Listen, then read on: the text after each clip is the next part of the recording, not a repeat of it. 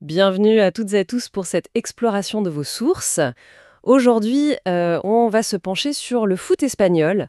On va regarder de près une performance individuelle, un match qui a, semble-t-il, marqué les esprits. On a des analyses, des chiffres autour d'un match de Liga et plus précisément la prestation d'un joueur. C'est ça. On parle de Pathé Ciss, le milieu sénégalais du Rayo Vallecano. C'était lors du match nul contre le Real Madrid pour la 12e journée. Et les mots sont forts dans les sources, hein.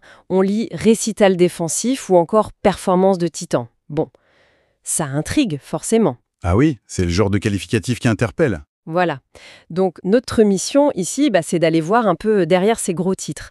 Qu'est-ce qui a rendu cette performance si spéciale? Comment les chiffres, les stats bruts appuient cette impression? Ou peut-être la nuance? Allez, on décortique ça ensemble. C'est parti. Alors, d'emblée, les sources, elles y vont pas par quatre chemins. Pathé Ciss aurait littéralement verrouillé Jude Bellingham, le joueur star du Real, quoi. Quasiment invisible selon eux. C'est présenté comme une mission accomplie. Bon, pour parler de performance de titan, il faut sans doute plus qu'un bon match défensif, j'imagine. C'est quoi les éléments concrets, les stats qui expliquent comment il a fait ça? Par où on commence pour saisir l'ampleur du truc? Mais c'est vrai que les éloges sont forts et les chiffres, ils donnent une base solide pour comprendre. Déjà, le premier truc, c'est tout bête, mais c'est fondamental. Il a joué tout le match, les 90 minutes complètes contre le Real Madrid, avec l'intensité qu'ils mettent, le rythme. Tenir 90 minutes, c'est pas rien. Ah oui, c'est clair. Ça montre déjà une endurance, une concentration, sans faille, quoi. Cette constance, c'est un peu la toile de fond indispensable pour une performance pareille. Surtout à ce poste de milieu défensif, c'est très exigeant. D'accord. L'endurance, la présence physique, ok, c'est la base. Mais après, dans le jeu lui-même, comment ça s'est traduit? Parce que jouer 90 minutes, bon, c'est une chose, mais peser sur le match, c'en est une autre. Oui, et c'est là que ça devient intéressant. Son implication avec le ballon, elle est notable. Les sources parlent de 60 touches de balle. Bon, le chiffre en soi, il montre déjà qu'il n'a pas fait que détruire le jeu adverse. Il a participé, quoi. Mais c'est surtout la qualité de son jeu de passe qui est révélatrice. 43 passes réussies sur 48 tentées. 3 sur 48 passes, ça fait presque 90% de réussite. Pour un joueur qu'on félicite d'abord pour son boulot défensif, et contre le Real Madrid en plus, c'est assez bluffant, non? On imagine souvent les milieux défensifs qui assurent avec des passes simples, latérales. C'était ça ou il y a autre chose derrière cette stat? Très bonne question, parce que cette précision, elle veut pas forcément dire jeu stérile, justement. Les sources, elles précisent qu'il a réussi 2 passes longues. Bon, ça peut paraître peu, mais ça montre une intention. Une capacité à chercher la verticalité, à vouloir changer le jeu, peut-être lancer des attaques plus directes. D'accord, une vision du jeu qui dépasse le simple cadre défensif alors? C'est ça. Il s'est pas tenté de sécuriser la balle, il a aussi cherché à faire avancer le bloc équipe. Et puis, son influence offensive, elle s'arrête pas là. On lui crédite une occasion créée, il a tenté un tir et il a même réussi un dribble. Ah oui, quand même. Oui, même si c'est ponctuel, ça montre une certaine personnalité avec le ballon, une confiance pour se projeter, tenter des choses. Même face à un monstre comme le Real. Ça dessine un joueur assez complet, en fait. Pas juste un spécialiste de la récup. Ok, donc on a endurance, présence, très propre à la passe, et même quelques initiatives offensives. C'est déjà un bon portrait. Mais revenons à ce qui semble être le cœur du sujet, la défense. Et cette fameuse neutralisation de Bellingham. Qu'est-ce que les chiffres nous disent là-dessus précisément? Oui, c'est vraiment le point central, d'après les sources. Et là, les stats sont assez parlantes. On compte 5 actions défensives majeures. Si on détaille un peu, il y a un tir bloqué, ça c'est direct, pour protéger le but. Ensuite, un tacle réussi, intervention décisive, propre.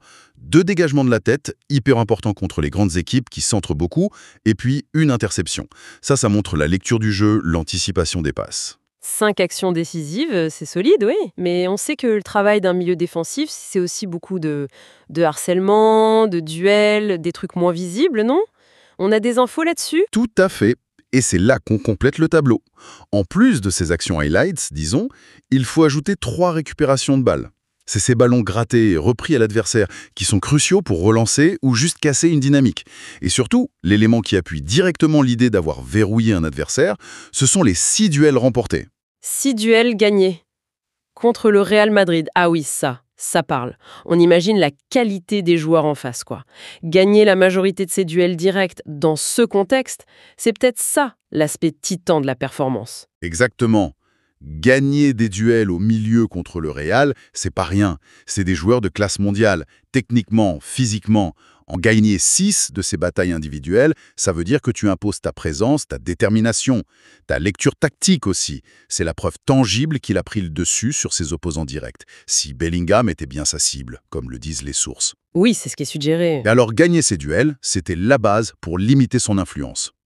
Combiner ça aux interceptions, tacles, récupérations, on voit comment il a pu tisser sa toile autour de lui. Et est-ce qu'on sait un peu comment il l'a neutralisé? C'était un marquage individuel strict, genre collé au basque, ou plutôt une couverture de zone hyper efficace? Alors, les sources ne rentrent pas dans ce détail tactique précis, marquage individuel ou zone.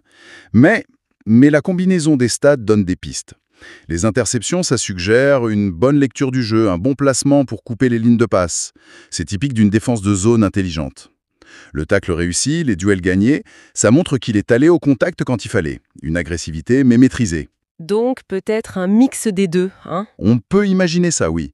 Une responsabilité de zone, mais avec la capacité et l'autorisation d'aller chercher Bellingham plus haut ou de gagner le duel direct quand le jeu l'imposait. Cette intelligence tactique et cet engagement physique, c'est ça qui ressort. Et tout ça, c'est résumé par une note globale, 7,0. C'est une bonne note, hein, surtout contre cet adversaire. Oui, un 7 sur 10 dans un match nul contre le Real Madrid, pour un milieu défensif, c'est le signe d'une performance vraiment très solide, très remarquée. Ça vient valider quantitativement l'impression visuelle et les compliments des observateurs. Ça prend en compte tout, la solidité derrière, la propreté technique, l'endurance et l'impact sur l'adversaire. Ce qui est fascinant, et vous l'avez un peu dit, c'est l'impact d'une perf comme ça sur le collectif. Neutraliser le joueur clé adverse, surtout un Bellingham, qui est souvent le métronome du Real, ça doit avoir des répercussions qui dépassent sa propre ligne de stats, non? Ah, mais complètement. C'est là qu'on sent de l'évaluation individuelle pure pour voir la dynamique collective. Si tu arrives à éteindre le maître à jouer adverse, ou un des dangers principaux, ça déstabilise énormément. Les circuits de passe habituels sont coupés, l'équipe adverse doit trouver d'autres solutions, souvent moins efficaces, moins naturelles. Ça les force à déjouer en quelque sorte. C'est un peu ça. Ça peut ralentir leur jeu, les obliger à jouer sur les côtés, ou à tenter des exploits individuels plus risqués. Dans le cas 6 contre Bellingham, si Bellingham ne reçoit pas le ballon dans de bonnes conditions, ou s'il est tout le temps sous pression, c'est toute l'animation offensive du Real qui doit se réajuster. Ça demande plus d'efforts aux autres, ça peut créer de la frustration, et au final, ça réduit la menace globale. On comprend mieux pourquoi les sources parlent de mission accomplie. C'est stratégique. Et au-delà de ce match précis, ça veut dire quoi une telle performance pour le joueur lui-même, Pathé 6, et pour son club, le Rayo? Pour Pathé 6, c'est clair. Faire ça contre un très grand adversaire, comme disent les sources, c'est une affirmation de sa valeur en Liga. C'est pas juste un bon match, c'est la preuve qu'il peut hausser son niveau dans les moments cruciaux, contre les meilleurs. C'est ce genre de match qui marque les esprits, qui construit une réputation. Ça montre qu'il est fiable dans les grandes affiches. Et pour le Rayo Vallecano? Pour le Rayo, qui a des moyens plus limités que les cadors espagnols, ses performances individuelles de très haut niveau, elles sont vitales. C'est souvent ça qui leur permet de faire des résultats contre des équipes sur le papier plus fortes. Savoir qu'un joueur comme Sis peut non seulement tenir tête, mais même dominer son vis-à-vis direct contre le Real, ça donne confiance à tout le groupe. Ça montre qu'ils peuvent rivaliser. C'est un signal fort. Il a été solide derrière, oui, avec des interventions clés, une domination dans les duels. Il a tenu 90 minutes. Il a été hyper propre avec le ballon, presque 90% de passes réussies et même quelques initiatives. Et surtout, il a rempli cette mission tactique essentielle, neutraliser un joueur adverse majeur. Du coup, les termes performance de titan ou récital défensif, ils semblent pas si exagérés finalement. C'est exactement ça. Les éléments qu'on a, ils dressent le portrait d'une prestation défensive remarquable, mais aussi très complète. L'excellence dans les tâches défensives, tacle, interception, duel gagné, elle est là, c'est clair. Mais ce qui rehausse le tout, c'est cette combinaison avec une vraie contribution à la possession, à la relance, grâce à cette qualité de passe très sûre, même sur du jeu long. Maintenir ce double niveau d'exigence, technique et physique, pendant 90 minutes contre le Real Madrid. C'est la marque d'un joueur de grande qualité. Vraiment. Et l'insistance des sources sur sa mission spécifique contre Bellingham, ça souligne juste à quel point son rôle était tactiquement important dans ce match. Et qu'il l'a assumé brillamment. C'est passionnant de décortiquer un match comme ça, de voir tout ce qu'on peut en tirer avec les données, les observations. Mais ça ouvre aussi une autre question, une perspective plus large peut-être pour la suite. Oui, tout à fait. La performance sur un match, c'est une chose. L'analyse nous a montré l'étendue du travail de 6 ce jour-là. Mais la question qui vient après, c'est celle de la constance, de la régularité. Exactement. Au-delà de ce coup d'éclat contre le Real Madrid, comment on évalue la capacité d'un joueur à maintenir ce niveau fin? Ce niveau d'intensité défensive, de concentration, de propreté technique sur toute une saison? Et quelle est l'influence réelle de ce type de joueur, capable de ses sommets, mais aussi, on l'espère pour lui, d'une certaine régularité sur les résultats d'une équipe comme le Rayo? C'est peut-être ça la prochaine étape, passer de l'instantané du match à la dynamique de la saison. Une réflexion à garder en tête en suivant les prochaines sorties de Pathé Ciss et du Rayo.